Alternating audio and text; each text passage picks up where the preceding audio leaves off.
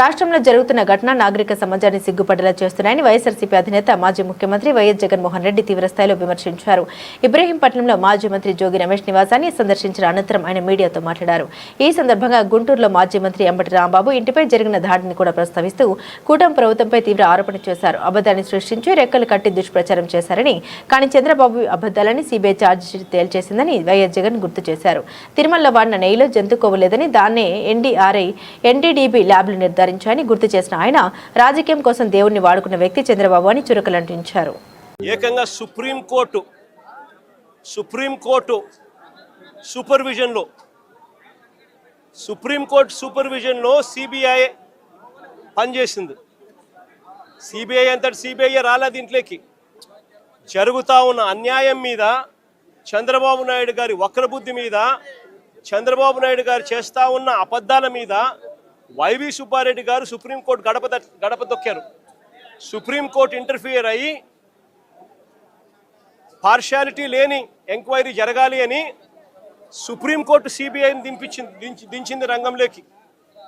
ఆ సిట్లో కూడా సిబిఐకి సంబంధించిన ఇద్దరు అధికారులు ఎవరైతే సిబిఐ నేతృత్వంలో జరుగుతుంది, సుప్రీంకోర్టు సూపర్విజన్లో జరుగుతుంది. సుప్రీంకోర్టు సూపర్విజన్లో సిబిఐ ఫైల్ చేసిన ఈ ఛార్జ్ షీటు ఎవరికి కూడా దీన్ని తప్పుపట్టే అవకాశం కానీ తప్పుపట్టే పరిస్థితి కానీ ఎవరికీ లేదు. సుప్రీంకోర్టు కన్నా ఈ చంద్రబాబు నాయుడు గారి పదవి పెద్ద ఎక్కువ గొప్పది కాదు.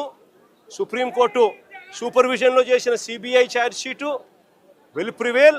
ఈయన వేసుకుంటా ఉన్న వన్ మ్యాన్ కమిషను ఈయన స్వార్థం కోసం, ఈయన సాటిస్ఫాక్షన్ కోసం వాళ్ళు ఏ విధంగా కూడా నిజాలు చెప్పినా కూడా ఆ నిజాలు తప్పు అని చెప్పి ఏకంగా ఈయన వేసుకున్న మనిషితో దాని అబద్ధం, ఆయన చెప్పి అబద్ధాన్ని నిజమని చెప్పి చూపించే ప్రయత్నమే చేస్తాడు తప్ప దానికి ఎటువంటి శాంక్టిటీ ఉండదు, ఎటువంటి విలువ ఉండదు. చంద్రబాబు నాయుడు గారు ఎన్ని చేసే కొద్దీ ప్రజల్లోనూ ఇంకా చులకనవుతూ పోతాడు అన్నది చంద్రబాబు నాయుడు ఖచ్చితంగా గుర్తుపెట్టుకోవాలి. చంద్రబాబు నాయుడు గారిని అడుగుతా ఉన్నా, అయ్యా నీకు అనుకూలంగా నీ ప్రభుత్వంలో నువ్వు సేకరించిన శాంపుళ్ళు, నువ్వు ఎన్డీఏలో భాగంగా ఉన్న సిబిఐ వచ్చి ఎంక్వైరీ చేస్తూ ఉంటే ఆ రిపోర్టే నీకు అనుకూలంగా నీకు రానప్పుడు నువ్వు ఏ రకంగా నువ్వు చేసినది కరెక్ట్ అవుతుంది అని చెప్పి నేను చెప్తా ఉన్నా. ఆ రిపోర్టే నీకు అనుకూలంగా రాలేదు కాబట్టి నువ్వు చేస్తూ ఉన్నది ఏంది, మళ్ళీ నీకు అనుకూలంగా రిపోర్ట్ వచ్చేదాకా మళ్ళీ నువ్వు వక్ర భాష్యం చెబుతూ మళ్ళీ నీకు నచ్చిన వ్యక్తిని మళ్ళీ వేసుకొని దాంట్లో నుంచి మళ్ళీ ఎంక్వైరీ చేయాలని ప్రయత్నం చేస్తూ ఉన్నాం. నేను 2-3 క్వశ్చన్ సింపుల్గా అడుగుతా ఉన్నా. అయ్యా ఇదే సింఘాల్ అనే ఈఓ ఎవరు అని అడుగుతా ఉన్నా. ఇదే అనిల్ సింఘాల్ అనే ఈఓ చంద్రబాబు నాయుడు గారు ముఖ్యమంత్రిగా ఉన్నప్పుడే టీటీడీ ఈఓగా పనిచేశాడు, ఈఓగా ఉన్నాడు. మా ప్రభుత్వం అధికారంలోకి వచ్చిన తర్వాత మేము ఆయన కొనసాగించాం. మా ప్రభుత్వ హయాంలో మేము తప్పు చేసినాము అని చెప్పి చంద్రబాబు నాయుడు గారు అనుకునింటే అది వాస్తవం అని చెప్పి ఆయన నిజంగా కూడా చిత్తశుద్ధితో నమ్మి ఉంటే ఇదే అనిల్ సింఘాల్ను మళ్ళీ చంద్రబాబు నాయుడు గారు ముఖ్యమంత్రి అయిన తర్వాత మళ్ళీ ఈఓగా ఎందుకు తెచ్చినాడు అని అడుగుతా ఉన్నా.